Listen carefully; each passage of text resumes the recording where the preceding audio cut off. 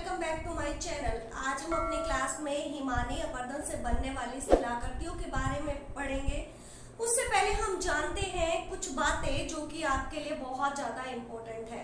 तो सबसे पहले देखिए, जो ये हिम है, ये हमारा जिस प्रकार से नदियां प्रवाहित होती है, इस प्रकार से जो हमारा हिमनद है वो धरातल पर सरिताओं के रूप में प्रवाहित होता है, जिसको हिमनद कहा जाता है।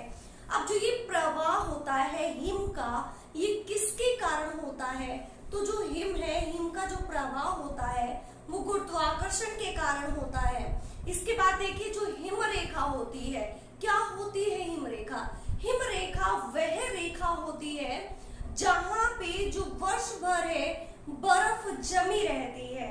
जिस प्रकार से देखिए, जो हमारा जो अर्थ है, अर्थ पर जो हिम रेखा है वो अलग अलग स्थानों पर अलग अलग देखने को मिलती है।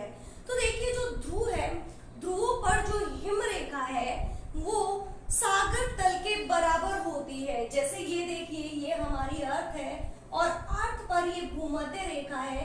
भूमध्य रेखा से जैसे जैसे आप ध्रुवों की तरफ जाओगे तो जो हिम रेखा है वो जो ध्रुव है, ध्रुव पर हिम रेखा जो है वो सागर तल के बराबर होती है, क्योंकि ये जो पोल है हमारा, ये पोल्स है, उत्तरी ध्रुव और दक्षिणी ध्रुव, ये ठंडा एरिया है।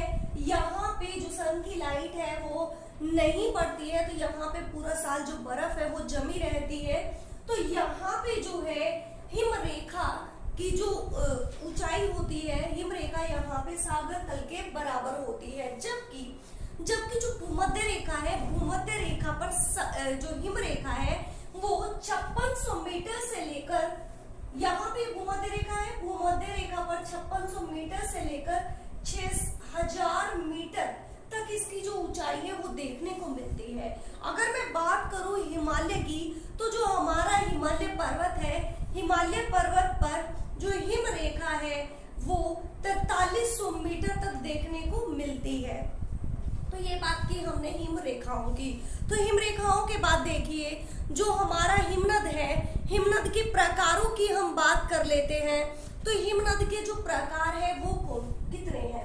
जो हमारा हिमनद है, हिमनद अलग अलग रूपों में जो है जमा रहता है। तो सबसे पहले देखिए, जो हमारा हिमनद है वो आइस टोपी, मतलब जो हमारी हिम टोपी है, हिम टोपियों के रूप में जमा रहता है। ये कोई पर्वत है और इस पर्वत पर एक कैप नुमा आकृति में जो हिम है वो जमा रहता है, बर्फ जो है वो जमा रहती है इस प्रकार से। इसको बोलते हैं आइस कैप या हिम टोपी।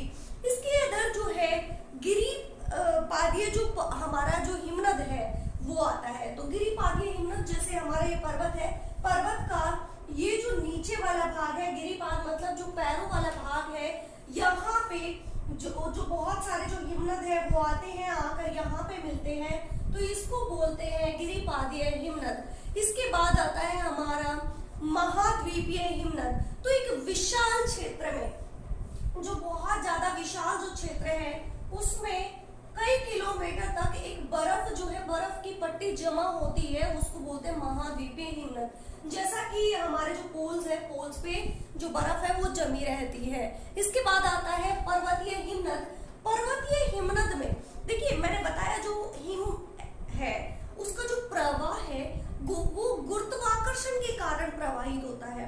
तो हमारा जो पर्वतीय भाग है, तो पर्वतों में जो गुरुत्वाकर्षण है, गुरुत्वाकर्षण के कारण जो हिम है वो नीचे की तरफ प्रवाहित होती है, उसको बोलते हैं पर्वतीय हिमनद। ठीक है, तो इसके बाद जो है हम बात कर लेते हैं पर्वतीय हिमनद या हिमनदों के प्रकार के बाद, जो हमारा हिमनद है वो किस प्रकार से मूव करता है। तो जो हिमनद है वो दो प्रकार से अपना जो है घाटी को काटता हुआ, छाटता हुआ चलता है।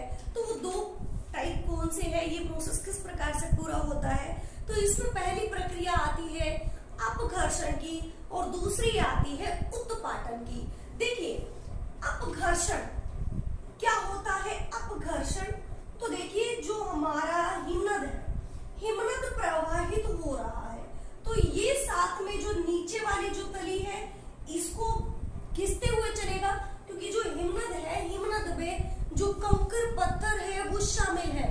तो ये जो हमारा पर्वत है, पर्वत के नीचे वाले भाग को भी काटता चलेगा, जबकि जो अपना जो किनारा है, किनारों को भी ये काटता छाटता हुआ चलता है।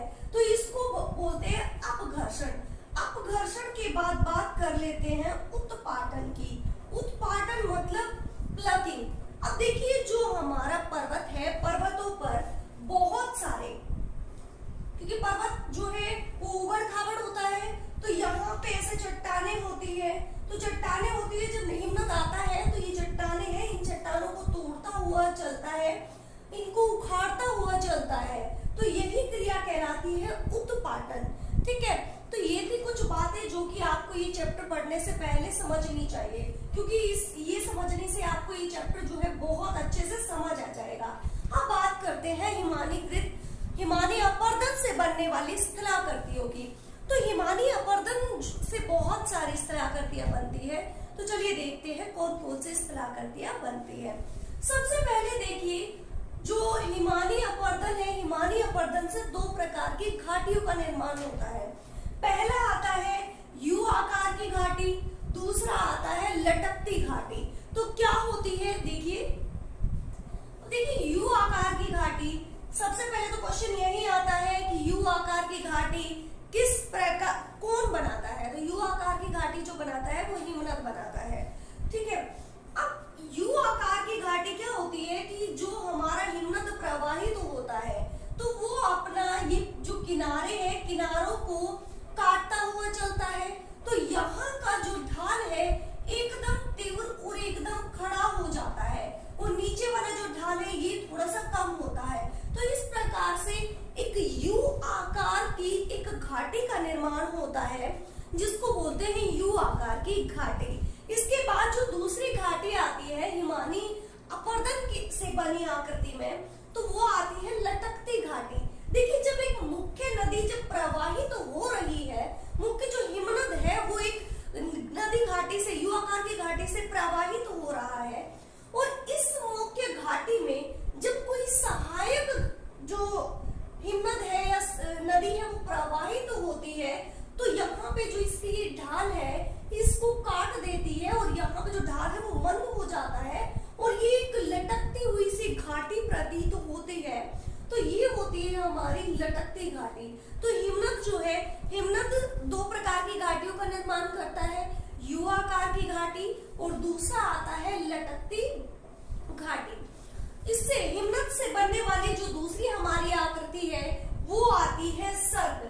देखिए जब हिमनद प्रवाहित होता है, जब ये ऊपर से नीचे की तरफ प्रवाहित होता है, तो जो पर्वत है ये पर्वत के नीचे वाले इस भाग को जो है काटता हुआ चलता है, और काटते काटते इतना काट देता है कि यहाँ पे एक आरामदायक कुर्सी, जैसे एक आरामदायक जो कुर्सी होती है उस तरह की आकृति का निर्माण होता है, और ये आकृति जो है यही आकृति कहलाती है सर्ग, या फिर इसको आप बोल सकते हो आरामदायक कुर्सी। ठीक है, जो हमारी हिमनद है वो प्रवाहित होता है और पर्वत को जो है काटता हुआ चलता है, और एक इस प्रकार की आकृति बनाता है जैसे कि आरामदायक कुर्सी हो।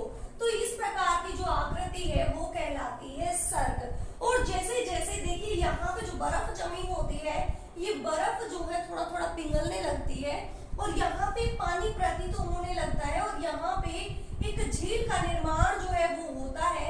इस झील को बोलते हैं सर्क झील या फिर टर्न झील। ठीक है, अब देखिए जो हमारी हिमानी अपरदन है इससे एक और आकृति बनती है, एक और आकृति कौन सी, हॉर्न। ये हॉर्न किस प्रकार से बनता है, जब देखिए जो पर्वत है, पर्वत के दोनों भागों में सर्क बनते हैं। जो नीचे वाला भाग है यहाँ पे अपरदन शुरू होता है, दोनों तरफ में सर्क बनने शुरू हो जाते हैं, और ऊपर वाला जो भाग है इसका कटाव कम होता है, और एक पिरामिड की आकृति प्राप्त होती है। नीचे से जो यहाँ पे अपरदन है वो ज्यादा हो जाता है, और ऊपर का जो भाग है यहाँ पे एक पिरामिड की आकृति प्राप्त होती है, ऊपर का भाग जो है वो नुकीला रहता है। तो यहाँ पे एक हॉर्न जैसी आकृति बनती है, इसी को बोलते हैं हॉर्न। तो हिमानी ये थी हमारा सर्ग और हॉर्न। और जो हमारा सर्ग है, सर्ग को स्कॉटलैंड में कोटी कहा जाता है, एग्जाम में पूछ लिए जाते हैं कि जो सर्क है, सर्क को स्कॉटलैंड में क्या कहा जाता है? तो सर्क को स्कॉटलैंड में कोटी कहा जाता है। इसके बाद देखिए जो वेल्स है, वेल्स को जो सर्क है, सर्क को वेल्स में क्वम कहा जाता है। इसके बाद जो जर्मनी है, जर्मनी में सर्क को करीन कहते हैं, जबकि स्कैंडिनेविया में सर्क को केसिल कहा जाता है। इसके बाद देखिए, इसके बाद जो आकृति हमारी बनती है वो बनती है शंखपुच्छ। देखिए जब हमारी हिमानी है, हिमनद जब प्रवाहित तो होता है तो हिमनद के प्रवाह की दिशा में जो यहाँ पे है ये वाला भाग, जैसे हिमनद यहाँ से प्रवाहित हो रहा है तो इस भाग का ये बहुत ज्यादा अपर्दन कर देता है और यहाँ पे एक तीव्र ढाल बनता है, जबकि इसके जो पीछे वाला जो भाग है, यहाँ पे जो ढाल है वो मंद बनता है। तो इस प्रकार से यहाँ पे एक शंख की आकृति बनती है और पीछे टेल या मतलब पुच्छ की जो आकृति है वो बनती है। तो इसी को बोलते हैं शंखपुच्छ।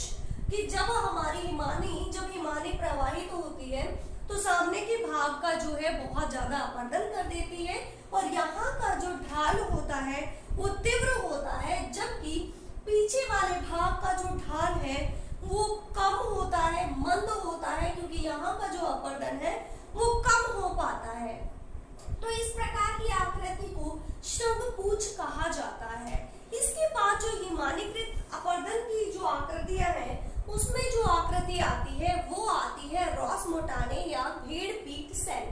कि जब जो हमारा पर्वत है, पर्वत से जब हिमानी प्रवाहित तो होती है तो सामने वाला जो भाग होता है हिमनद के प्रवाह की दिशा के सामने वाला भाग, यहाँ पे जो हिमनद है वो कम अपर्दन कर पाता है और यहाँ का जो ढाल होता है वो मंद ढाल होता है, जबकि जो पीछे वाला विपरीत वाला जो भाग है वहां का जो ढाल होता है वो तीव्र ढाल होता है।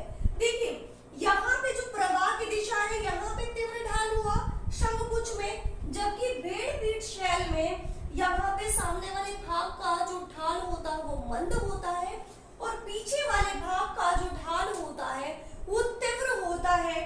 और एक इस प्रकार की आकृति का निर्माण होता है कि जैसे कोई भेड़ बैठी हुई हो। तो इस प्रकार की आकृति को बोलते हैं भेड़ पीठ सेल या फिर रोस मोटाने। तो ये दोनों ही आकृतियां जो हिमानी है अपर्दन से निर्मित आकृतियां हैं। इसके बाद जो हमारी आकृति बनती है वो बनती है हिम सोपान। देखिए जब भ्रंश की क्रिया होती है तो पर्वत जो है उसमें एक भाग ऊपर उठ जाता है और जो दूसरा भाग है वो नीचे की तरफ धंस जाता है। तो इस प्रकार से हमारा जो पर्वत होता है उसमें कुछ सोपान बन जाते हैं, कुछ स्टेप्स बन जाते हैं। जैसे देखिए ये स्टेप्स यहाँ पे है और जब हिमानी इन स्टेप से प्रवाहित होती है तो वो कुछ इस प्रकार से प्रवाहित होती है और जब ये प्रवाहित होती है स्टेप्स की तरह तो इसको बोलते हैं हिम सोपान। तो इस प्रकार से जो आकृति निर्मित होती है उसको बोलते हैं हिम सोपान। अब ये जो हिम सोपान है जब हिमनद प्रवाहित होता है, देखिए इस स्टेप से जब यहाँ से ये हिमनद प्रवाहित हुआ तो यहाँ पे आके ये गिरेगा और यहाँ पे जो है एक झील का निर्माण होगा। ऐसे ही देखिए जब यहाँ से हिमनद प्रवाहित होता है तो यहाँ पे एक झील का निर्माण होता है और यहाँ से जब हिमनद प्रवाहित होगा तो यहाँ पे भी एक झील का निर्माण होता है। तो इस प्रकार से जो झील का निर्माण होता है तो ये जो झील है ये कहलाती है पैटरनॉस्टर झील। ठीक है, ध्यान रखना कि जो पैटरनॉस्टर जो झील है वो हिम सोपान है उन्हीं में बनती है, क्योंकि यहाँ से जब हिमनद प्रवाहित होता है तो यहाँ पे जो है एक गहरा गड्ढा करती है और यहाँ पे एक झील का निर्माण करती है। तो इसी झील को बोलते हैं पैटरनॉस्टर झील। ठीक है, इसके बाद जो हमारी हिमनद है, हिमनद एक और आकृति बनाती है, कौन सी? अरेत या तीक्ष्ण कटक। देखिए जब हिमनद प्रवाहित होती है तो अपने तल को काटती छाटती हुई चलती है। तो इस प्रकार से जब वो धरातल को काटती हुई चलती है तो एक कंघे नुमा आकृति कि एक जो कंघा होता है ना, कंघे में ऐसे नुकीले भाग होते हैं, एक भाग नुकीला फिर नीचे धसा हुआ, फिर नुकीला फिर नीचे धसा हुआ। तो इस प्रकार की एक आकृति हमें प्राप्त होती है।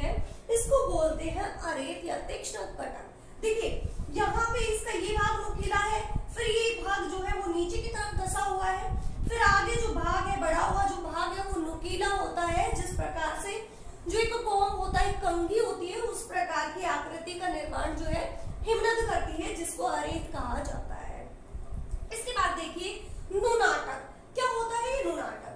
तो जब हिमनद प्रवाहित होती है तो हिमनद के मार्ग में कुछ जो चट्टाने हैं वो आ जाती है, तो हिमनद जो है उसके आसपास का तो अपरदन कर देती है, लेकिन बीच में जो चट्टाने आती है उनका अपरदन नहीं कर पाती है।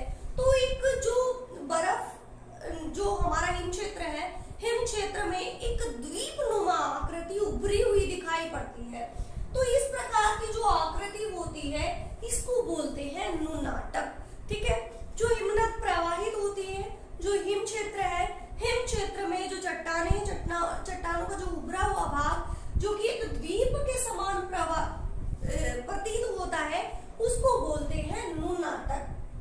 तो ये थी हमारी हिमनद से बनने वाली आकृतियां। हिमनद के अपरदन मतलब जो हमारा धरातल है, हिमनद अपरदन जो करके जो आकृतियां बनाती है, ये थी वो आकृतियां। तो आई होप कि आपको अच्छे से समझ आया होगा। अगर आपको ये वीडियो अच्छा लगे तो लाइक करना और शेयर करना। अगर मेरे चैनल पर नए हो तो चैनल को सब्सक्राइब